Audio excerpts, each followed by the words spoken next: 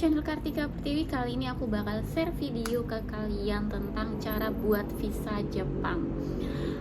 Mau tahu apa aja? Let's start it.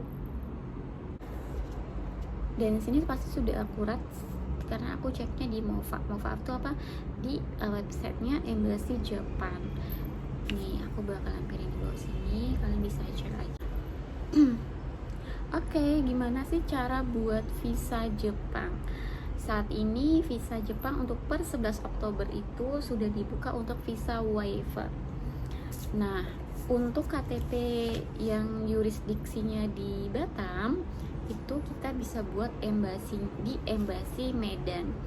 Embassy konsulat Jepang di Medan. Kenapa sih? Ya, karena sekarang pembuatan proses visa Jepang itu sesuai dengan yurisdiksi KTP kita. Kalau KTP Batam itu buatnya di Medan, tapi kalau KTP kita Jakarta berarti kita buatnya di Embassy Jakarta. FYI aja guys. Terus cara pembuatan visa Japan waiver itu seperti apa sih? Apa aja sih syarat-syaratnya? Nah, ini dia. Yang pertama itu mengisi formulir, kemudian nanti aku bakal tayangin ini di sini formulirnya. Satu page ada. Kemudian kedua itu membawa fotokopi KTP, KK dan e-paspor asli. Terus prosesnya berapa lama? Prosesnya itu hanya 3 hari kerja untuk kita sendiri yang proses. Tapi kalau lewat agen itu bisa lebih dari seminggu. Biayanya berapa kak? Biayanya free untuk visa waiver. Durasi stay-nya berapa lama? Durasi stay dari visa waiver itu cuma 15 hari. Dalam 15 hari, tidak lebih dan tidak lebih dalam pemakaian di Jepang ya. Selama jadi 3 tahun tuh bisa 15 hari kita datang. Yang penting jangan expired aja. Terus bentuk visanya itu visanya itu elektronik atau stiker. Yes, visa waiver Jepang itu masih stiker, jadi dia ditempel di paspor. That's why paspornya itu harus dibawa saat kita datang ke konsulat Jepangnya begitu. Terus ada durasi kuota hanya setiap hari. Oke, durasi kuotanya setiap hari itu sampai 30. Sampai saat ini 30 durasi. Dan itu diurus oleh VPS-nya Jepang di Embassy Medan.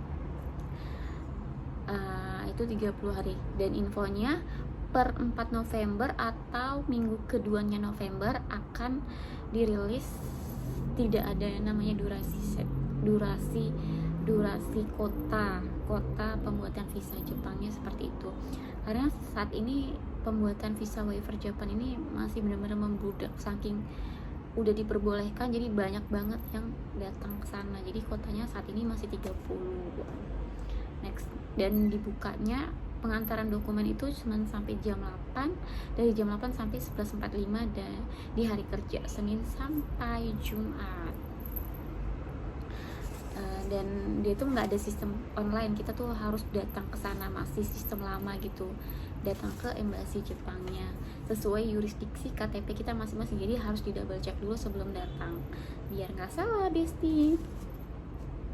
Kemudian cara buat visa bisnis Jepang itu apa aja sih? Karena aku udah 3 kali udah bikin visa bisnis Jepang. Kok 3 kali bisa banyak itu? Iya, 3 kali buat staff aku gitu.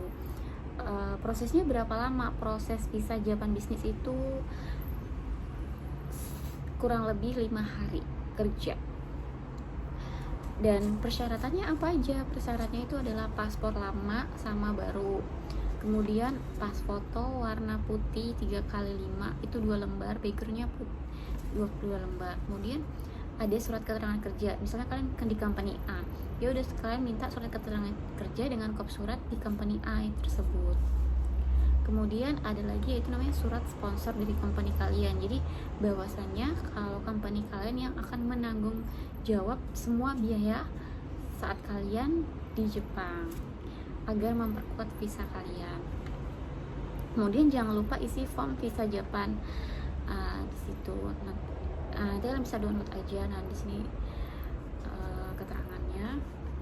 Kemudian nanti ada invitation letter dari Jepang. Misalnya perusahaan A mengundang kalian, perusahaan A di Jepang itu menggunakan. Nah, kalian harus minta invitation letternya dari company tersebut, langsung minta letter of guarantee-nya, sama RVS dari Jepang. Apa sih RVS Jepang itu? RVS itu kayak seperti nomor NIP di Indonesia. Kalau perusahaan di Indonesia nomor NIP-nya. Nah, kalau mereka itu RVS itu namanya RVS di Jepang. Kemudian harus ada rekening 3 bulan cap basah koran ya. Koran dicap basah, stem basah bank masing-masing kalian. Lalu ada itinerary di Jepang, itu harus dari kalian berangkat sampai kalian pulang. Lalu itu ada fotokopi KK dan KTP dan surat nikah bila sudah menikah. Kalau belum, bisa lampirin akte lahir. Yang terakhir itu adalah Toki Boton dari Jepang. Nah, Toki Boton itu apa? Toki Boton itu adalah teksnya.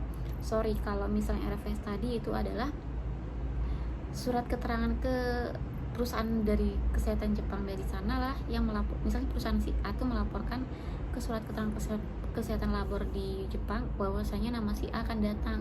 Nah, nanti mereka bakal bikin surat seperti itu.